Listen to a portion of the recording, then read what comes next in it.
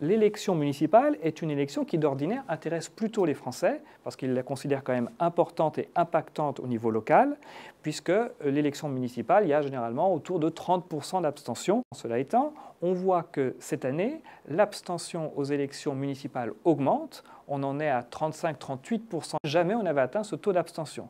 Il faut voir aussi que pour les élections municipales, l'abstention a tendance à progresser de scrutin en scrutin depuis 1983. Cette hausse structurelle de l'abstention aux élections municipales, elle est confirmée par ce scrutin. Donc ça, c'est une information importante, effectivement, de ce soir.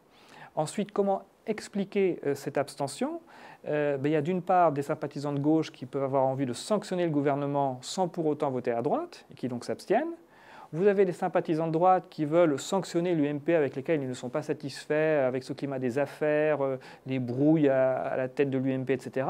Et ceux-là peuvent être tentés soit de voter FN pour protester contre l'UMP, soit de s'abstenir. La question étant de savoir si, au final, les sympathisants de gauche sont plus nombreux à s'abstenir que les sympathisants de droite. Et incontestablement, on le voyait déjà dans nos études avant l'élection, et c'est confirmé ce soir, les sympathisants de gauche ont été plus nombreux à s'abstenir que les sympathisants de droite, parce que les sympathisants de gauche étaient moins motivés pour aller soutenir le gouvernement que les sympathisants de droite étaient motivés pour aller le sanctionner. Il faut nuancer la conséquence du climat des affaires sur ces élections. Il faut voir que lorsqu'on demande aux gens quand ils ont voté, on vient de me transmettre un chiffre, apparemment 59% des Français avaient choisi pour qui ils allaient voter il y a plus d'un mois, donc avant les dernières affaires.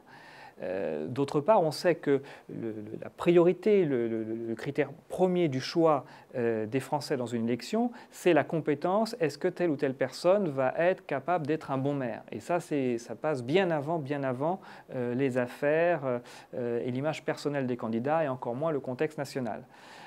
Enfin, cela étant dit, incontestablement, les affaires plus la crise, ça peut participer au développement du ras-le-bol général chez certaines catégories de population, et donc ça peut développer le vote protestataire, anti-système, ce qui peut favoriser le Front National et ce qui explique certainement en partie le bon score du FN ce soir.